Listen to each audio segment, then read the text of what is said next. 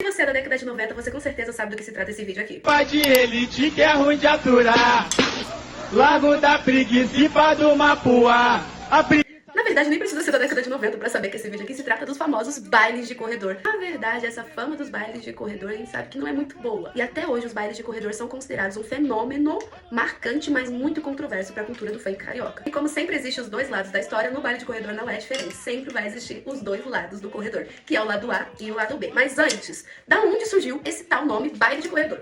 Aqui também a gente vai usar a regra das duas versões de histórias, porque existem duas versões que contam por que o nome baile de corredor. E a primeira versão diz que é por conta de ser literalmente um corredor que se forma no meio de dois grupos, que é o lado A e o lado B, e é dentro desse corredor que a porrada acontece. Mas também existe outra história que diz que esse nome baile de corredor vem do nome dado ao corredor polonês. Quando a gente se atenta à história, diz respeito a essa estreita faixa de terra de aproximadamente 140 quilômetros. Essa faixa de terra foi cedida pela Alemanha para a Polônia em 1919, depois do Tratado de Versalhes, lembra? Então dizem que essa segunda versão, assim, bem brevemente resumida. Mas também dizem que tem a ver com literalmente ser um corredor que divide tanto o lado A quanto o lado B, que eu sou muito mais essa versão, que é muito mais brasileira, né? O que tem a ver a guerra da Polônia lá? A gente quis colocar corredor, porque é um corredor, gente, não tem nada a ver com corredor polonês, não. E quando foi que o baile de corredor se popularizou? Os bailes de corredores tiveram seu boom lá na década de 90. Até hoje é considerado um fenômeno cultural muito controverso pra cultura do funk carioca. Mas aí, como é que funcionava a trocaria de porrada? Era só chegar e sair batendo? Você achou que aqui é bagunça, querida? Ali a porta pra tu sair. Não era só chegar sentando porrada não, meu amor. Os bailes de corredor, eles eram organizados e tinham regras. Diferente do que algumas mídias da época, né, alguns grandes veículos de comunicação da época noticiavam. Sim, não tinha nada a ver com o que as grandes mídias estavam passando pra população na época. Não era um bando de marginal querendo sentar porrada em todo mundo e briga generalizada, não. Funcionava da seguinte maneira, já começa que os bailes de corredor, eles não aconteciam nas comunidades, por exemplo. Eles aconteciam nos famosos clubes de asfalto, que geralmente ficavam próximo da região central. Esses clubes nada mais eram do que galpões. Eram lugar desses galpões de festas, por uma organização de produção de evento, e ali aconteciam os bailes, e nesses bailes acontecia a movimentação do baile de corredor. Inclusive, existiam muitas pessoas que iam pros bailes de corredor, mas não iam pra participar, sim para apenas assistir. Aí tinha isso, né, do público se organizar entre o lado A e o lado B. E tanto o lado A quanto o lado B, eles eram organizados entre si através de fechamento de bonde. Então, geralmente, tanto o lado A quanto o lado B, existia essa competitividade de comunidades. Era mais ou menos aqui, eu sou lá da favela do Chapéu e a minha amiga é da favela do Turbante. E as nossas favelas, elas não têm rixas, elas são apaziguadas, a gente tá sem treta, entendeu? Então a gente dava a mão uma pra outra e ia pro lado B, que era onde ambas não tinham treta com nenhuma das outras favelas que estivessem ali. Mas, por outro lado, lá do lado A, meu amor, todas as pessoas que estavam do lado A tinham treta com a favela do Chapéu e a favela do Turbante, a favela do Pente Garfo, a favela do Fone de Ouvido. Todos eles tinham uma competitividade. Só pra tu entender mais ou menos como acontecia o rolê da competitividade. O que acontece depois daqui é o que torna problemática a situação. Por quê? A gente tem um encontro de várias comunidades num local fechado. Tem muita gente ali fanática pela sua favela, assim como tem muita gente fanática em clubes de torcida de futebol.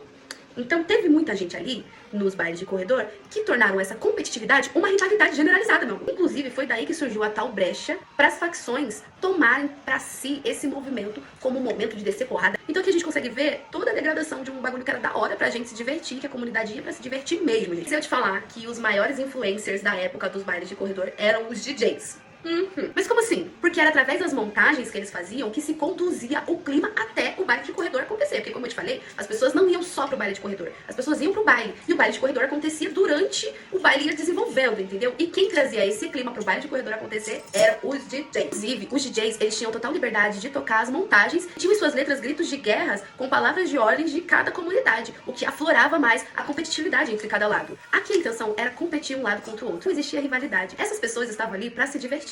Elas estavam ali para dispersar não só o ódio e a indignação por toda a repressão policial que eles viviam em suas comunidades, mas também todo o desgaste emocional que eles passavam em seus empregos, com a sua família, com a instabilidade financeira. Ali era o momento de extravasar. Como eu disse, diferente do que as grandes mídias noticiavam na época, os bailes de corredor, eles tinham ordem e regra. A pancadaria aqui, meu amor, não era generalizada não, senhora, tá? Pelo contrário, os golpes, eles só podiam acontecer dentro do corredor. Existia o lado A e o lado B, e o corredor ficava entre esses lados. Ninguém do lado B vinha de bonde e acertava todo mundo do lado A. Pelo contrário, eles ficavam aqui no corredor e a porradaria acontecia aqui no meio, entendeu? Pra garantir que isso realmente fosse acontecer, eram posicionados estrategicamente os seguranças no corredor pra que eles descessem o sarrafo, descessem a porrada, caso algum bonitinho desobedecesse e fosse sentar a porrada um lado do outro. É no corredor, meu amor. a pancadaria tem que ser no corredor, tá entendendo? Interessante, porque conforme foram passando as edições, o pessoal foi vendo que não ia dar conta só com segurança, foi se instalando cordas que delimitavam o espaço de cada grupo, né, de cada lado. Então, tinha uma corda segurando cada lado, e essa corda, ela tinha elasticidade de ir até o corredor e voltar, entendeu? Não podia passar no corredor, então a pessoa ficava aqui desse lado, quisesse andar porrada, ia e voltava. Não ficava ali no corredor não, porque a corda puxava, entendeu? Imagina o tanto de gente. Gente, é sério, essas imagens que eu tô passando aqui, é muita gente pra um galpão.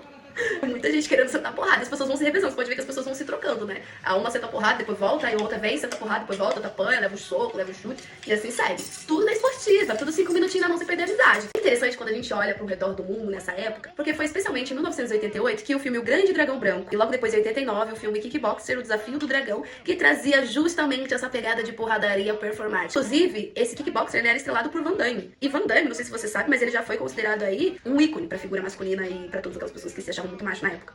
No mundo todo já era febre esses filmes, e no Brasil não foi diferente. Os jovens ficaram obcecados em executar golpes de artes marciais nas escolas, nas ruas, em casa, na frente da TV, no banho. Eles queriam parecer um Van Damme. Mas também não era pra menos, né? O filme ele era repleto desses movimentos performáticos de artes marciais que deixava a rapaziada doida. Ninguém conseguia entender como que aquele cara fazia aqueles movimentos, todo mundo queria fazer igual. Acredite ou não, esses filmes têm uma forte ligação com os bailes de corredor, tá? Porque pode ter certeza, a maioria das pessoas que iam pra esses bailes nos galpões, pra frequentar os bailes de corredor especificamente, eles tinham assistido esses filmes. Pode ter certeza. E que oportunidade maravilhosa é essa aí, poder performar golpes e sair 5 minutinhos na mão com alguém sem perder a amizade. Só vejo vontade. Como se fosse uma dança de acasalamento. Aqueles que mais se destacavam na pancadaria eram os que tinham mais chances de ter azaração, tá? A pegação rolava mais fluida. Seriam aqueles que teriam mais vantagens na pegação, tá? Ou seja, aqueles que mais desciam um sarrafo no outro eram o que mais pegavam mulher na época. Nos bailes de corredor, tá bom, meu amor? Lá dentro do galpão.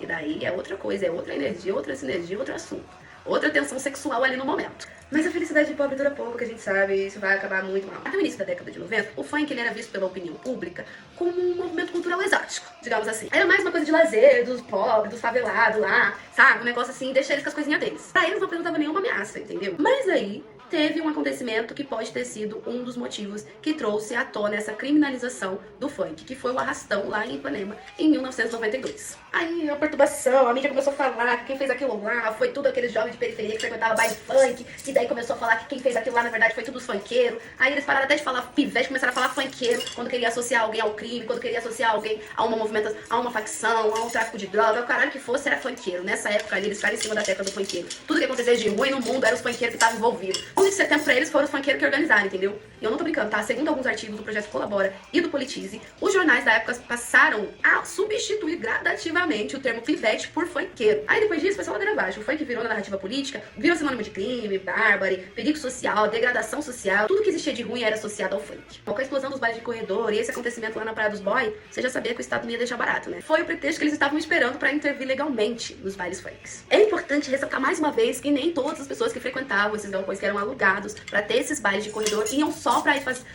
por causa do baile de corredor, gente. Pelo contrário, tinha muita gente que ia pra se divertir, encontrar amigos, pra beber, socializar, assistir os bailes de corredor acontecendo porque era um babado, entendeu? E eu gostaria de pontuar aqui também que essa competitividade dos bailes de corredor foi absorvida pelas facções criminosas que trouxeram pra si como se fosse o movimento deles, entendeu? Quando na verdade nunca foi sobre facção. O fato deles terem absorvido pra eles esse movimento mudou toda a cena de competitividade pra uma cena de rivalidade, tanto entre os frequentadores quanto as próprias comunidades.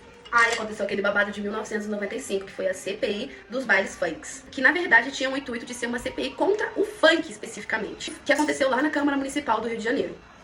O objetivo dessa CPI era investigar a ligação do baile funk com o tráfico de droga e com a exploração sexual infantil. Foi babado porque até o Rômulo Costa, da Furacão 2000, foi indiciado pra depor lá na delegacia, tá? E alguns outros MCs também. E eles foram. E botaram a boca no balão lá. Falaram que nunca tiveram a ver com esse negócio aí de ficar incitando violência, não. Que o bagulho não era bem assim, não, meu amor. Que aqui você tá na terra que não é tua. Aqui a gente funciona de outro jeito. Aqui vocês estão querendo implantar uma rivalidade que não é nossa. Foi um fiasco essa CPI, porque os próprios relatórios da CPI concluíram que não existia ligação nenhuma do funk com o tráfico. Eles concluíram que não existia associação estruturada entre o funk e o tráfico. Eles que disseram. Não fui eu. Inclusive, o texto critica o cinismo do poder público, cobrando mais investimentos em transporte, lazer e infraestrutura para as favelas. Ó, tapa na cara! Mas depois o que aconteceu é que mesmo depois, mesmo depois deles mesmos terem dito que não existia associação entre o funk e o tráfico ou a exploração infantil,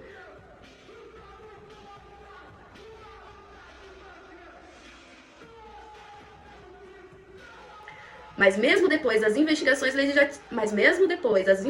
legislativas comprovarem que não existia associação entre o funk e o tráfico, continuou-se firmemente a repressão desse ritmo e das comunidades. As mídias ainda batiam na tecla que os funkeiros tinham associação com o crime e que os funkeiros e o crime era tudo a mesma coisa. Essa repressão toda resultou em fechamento de vários bailes, resultou no fechamento de vários comércios que esses bailes movimentavam. Vários microempreendedores, vários autônomos, vários pais e mães de família tiveram que voltar para suas casas com suas mercadorias porque não ia mais poder vender, e até hoje eles vão dificultando mais e mais para ter um alvará para você tocar o seu baile funk.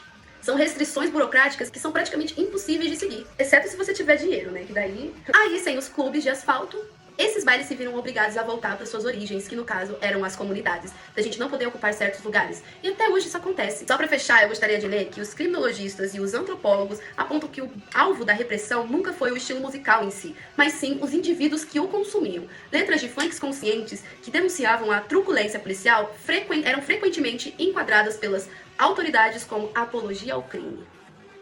Só se for o crime que vocês cometem, né, seus filhos da puta. E existiu também um movimento durante todo esse babado de criminalização do funk, dos MCs. Muitos deles se posicionaram através de suas faixas pedindo paz, pedindo pelo fim da violência, mas para conscientizar a rapaziada sobre os estragos e as consequências que eles estavam causando com esses bailes. Infelizmente, os bailes de corredor foram absorvidos pelas facções como um movimento deles. Então, por muitas vezes, as brigas se tornaram generalizadas e isso repercutiu de uma forma muito negativa para a imagem dos bailes de corredor. Então, teve um momento que os bailes de corredor estavam causando estragos permanentes em famílias e em comunidades, as pessoas estavam perdendo suas vidas. Então, esses MCs se viram na obrigação de se posicionar contra a esses bailes, infelizmente. Eu acredito que esse foi um dos marcos que deu início ao fim dos bailes de corredor, abrangendo também as comunidades, porque até hoje não se existe mais registros desses bailes acontecendo em algumas comunidades, que a gente vê alguns casos isolados ou outros, mas não é mais um movimento cultural que está acontecendo neste momento. É um movimento cultural histórico que marcou a cultura do funk carioca e da cultura do funk nacional por si só. Não tem como a gente falar do funk carioca sem falar dos bailes de corredor.